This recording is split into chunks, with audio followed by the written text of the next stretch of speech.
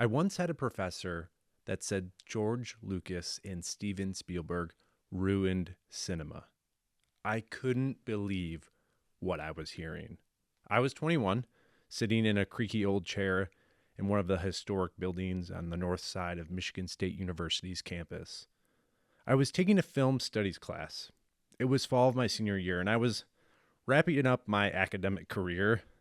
Most of my credits were already completed, and I thought it would be fun to do a film studies class. I almost studied nonfiction film, so to fill up my credit time, I thought, hey, what the heck? It feels very academic to take a film studies class while you're an undergrad. I was expecting the class to be a lively discussion about movies, maybe a couple essays. Not this. Now, if you're imagining my professor as some hotshot or an old curmudgeon film snob, you'd be wrong. He was a warm, lovely man. He was tall, soft around the edges, thinning, spiky hair, and this eloquent, soft voice that almost sounded Southern, but not explicitly Southern. So when he dropped this in front of class, this hot take, my mouth was agape. How and why can you claim that the director's responsible for some of the most seminal moments in my childhood, some of the most seminal works in movies, ruined movies? They are movies. I think I actually probably went wow out loud audibly when he said that. My professor smiled, and I think he kind of expected this reaction from a class of 20-something millennials. And he explained that this class' central thesis was almost going to be this point. Because prior to Star Wars, and Indiana Jones, and E.T., and Jaws, there was an era of movies I'd like to call 70s cinema.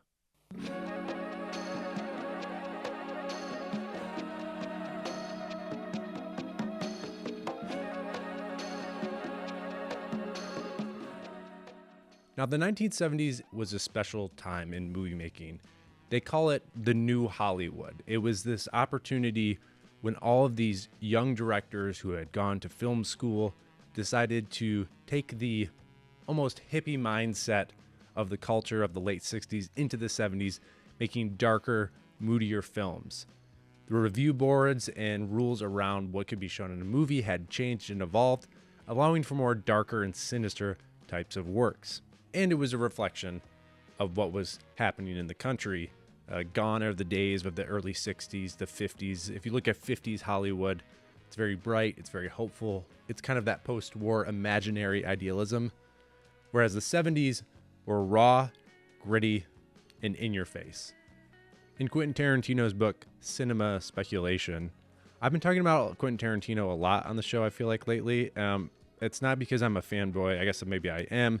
It's mainly because I'm reading this book and I'm thinking a lot about movies. This is Quentin Tarantino's book about 70s cinema, and there's a bunch of different essays about this time, specific movies.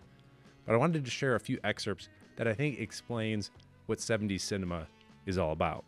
In this excerpt, he's talking about the movie brats, which were this group of young up-and-coming directors that seemed to be all friends, all working towards the same goals, and that really were part of this new school, this new Hollywood that changed the course of cinema, both in movies that are Oscar-worthy, that are legendary, that are meaningful, but also another path, the path of Steven Spielberg, of George Lucas. The movie brats, so dubbed because of Michael Pye's book-length critical study of them, were the first film school-educated generation of young white male directors raised on television, who emerged and ended up defining the decade with their snazzy pop flicks. The movement had its members, Francis Ford Coppola, Peter Bogdanovich, Brian De Palma, Martin Scorsese, George Lucas, John Milius, Steven Spielberg, and Paul Schrader. And later in the essay, Quentin Tarantino talks about how John Milius once told him, quote, "We all wanted to make Hollywood a better place because we were there. But those were Francis's dreams," Francis Ford Coppola. "He was the only one who tried to do anything about it. And in a way, you could say all those dreams failed. Hollywood isn't a better place because E.T. made $300 million. Spielberg's place is a better place." So when we're talking about 1970s cinema, we're talking about two distinct paths of films. the Jaws path of the blockbuster that created modern movie-going that we understand and still participate in today, the blockbuster event, the event film. And then there's the other way in the 70s, which were these darker, more ambitious projects, your Godfather, your Networks, your Taxi Drivers, that showed a different side of America, that had darker tones and storytelling with themes and ideals of the counterculture. Now, going back to Luke at 21, a lot of these movies I hadn't seen. I'd seen the 70s popcorn movies, but I hadn't seen a lot of these specific movies like Network, like Deliverance. But towards the end of class, one of our final assignments was to do a full essay on one of the movies that we hadn't watched in class, so we had to pick a 70s movie. And I had really enjoyed learning about 70s movies, but my professor's claim did not change my opinion about the Spielbergs and Lucases of the world. That is until I watched the film The Deer Hunter.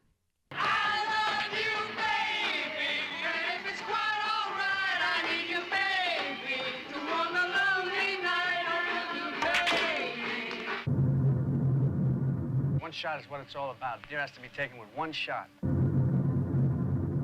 Really like Nicola, huh?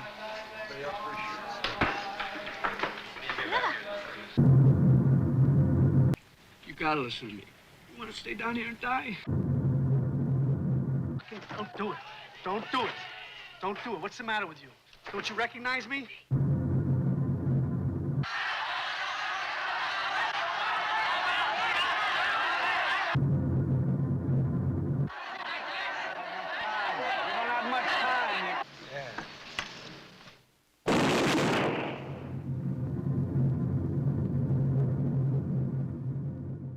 The Deer Hunter is a 1978 Oscar-winning film directed by Michael Cimino, starring Robert De Niro, Christopher Walken, and Meryl Streep. It tells the story of these small-town guys in Pennsylvania going over to Vietnam and then coming back. It's really a true revolutionary story of the going and the coming back of the veteran experience. Now, this film has a lot of controversy surrounding it, both in the development, shooting in Thailand, the dangers of that, and also its themes and messages. Much like I said, this is no Star Wars. This is a direct, clear statement about veterans' experiences coming back from the war. And the famous Russian roulette scene is, although arguably fantastical and not realistic, it is a symbol of the conflict facing these young men coming home. Now, I think I watched this movie on my laptop in my apartment, and it's long, it's intense, but there's something about the tone of the movie, the way it's shot, the realism of it, the acting, the performances that captured me and sustained me. There's a lot of 70s movies I watched in my class and I've watched since that are plotting, that are long, that take their time, slow burns. It's truly a huge part of 70s cinema. But there's something about The Deer Hunter that drew me in. And the 3 hours didn't feel like 3 hours. I was captivated in every moment, every scene of the characters in Pennsylvania on a deer hunt, sitting at a dive bar, drinking Rolling Rock, over in Vietnam, and then returning back to their hometown, changed people. And after watching this movie, it was one of the first times where I really understood the 1970s was a rich gold mine of stories that I hadn't seen or didn't know about.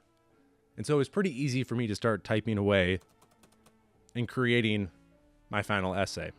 Now, I'd like to share a couple snippets of this essay that I think will help describe what's going on. Now, my writing's got a little less academic over the past decade, but I think the 21-year-old Luke who wrote this is experiencing something unique by watching this movie. The Deer Hunter is a portrayal of war and how it changes men as they return to American society. The film is not a direct political statement on Vietnam.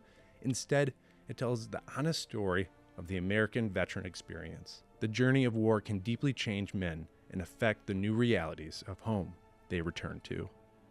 Like the characters, the audience can respond to the final scenes of The Deer Hunter as a criticism of failed American politics, dismay of the disdained veteran experience, or a culmination of failed national ideas. No matter the interpretation, The Deer Hunter reflects the 1970s culture that faced a new and changed America without clear expectations or fulfillment of the future. In the coda of 1970s new wave film, The Deer Hunter's messages lie in the story's dying embers. The Deer Hunter imposes an ambiguous ending left for audience interpretation. Out of the film's iconic moments, the one-shot lines, the deer hunts, and Russian roulette games, this is the most poignant. Spoiler alert if you haven't seen the movie. The remaining friends are left in the local bar after Nick's funeral. Somberly, each character joins together singing God Bless America.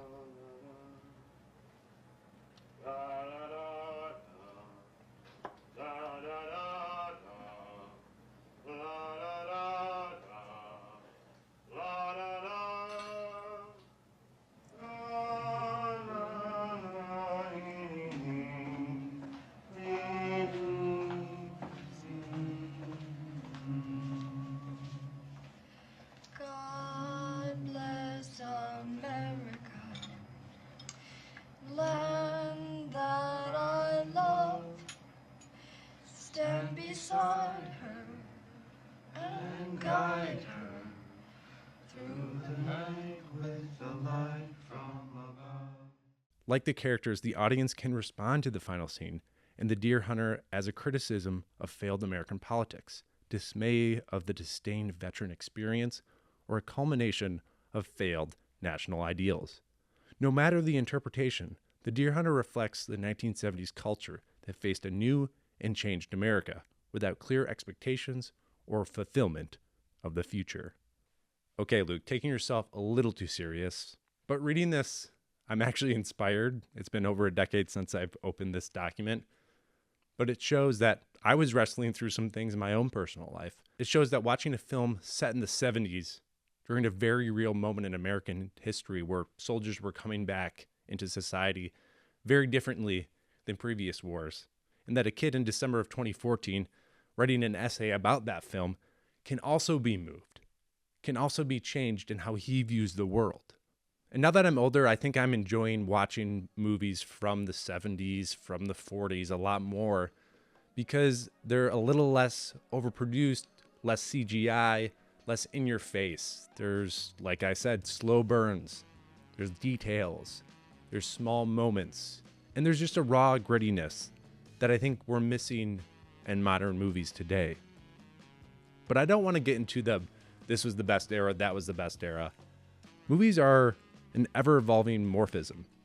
It's not a straight line of better or worse, or this was the right way and that was the wrong way. The eras and themes are always playing upon each other.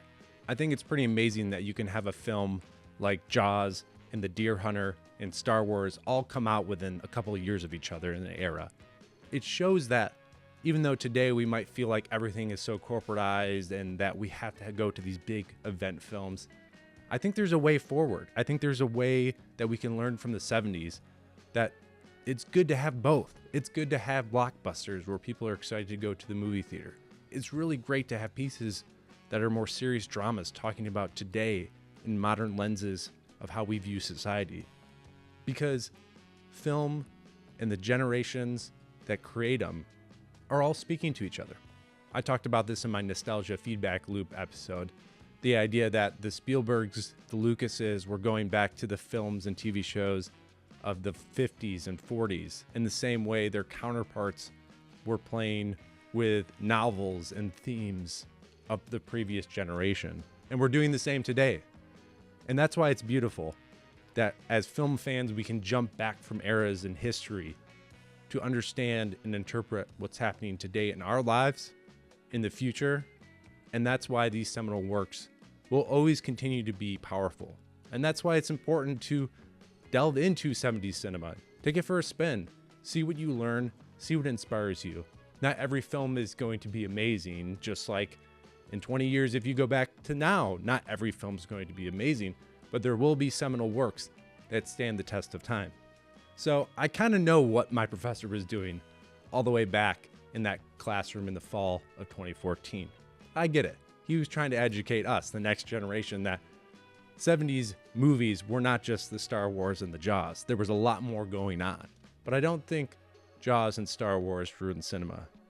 If anything, it enhanced it and allowed us to have layers of interpretation where 10 years later, I can go back and watch these films and understand that the kid writing that essay is the kid still today excited about watching movies.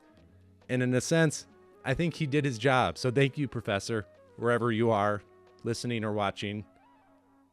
But I still disagree, and I'd love to debate you on it.